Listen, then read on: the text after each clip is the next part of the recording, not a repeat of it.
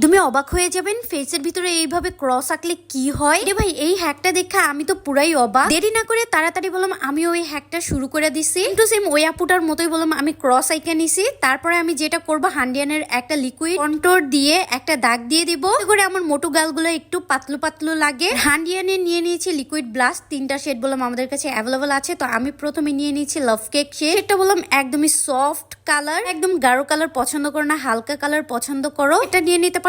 দেখো আপুটা এক চুটকির ভিতরে এইটা কি করলো। আমার কাছে তো চুটকির জাদু নাই, চলো তোমাদেরকে এই ব্রাশের জাদুটাই দেখাই ওই আপুটার মতো হয় কিনা।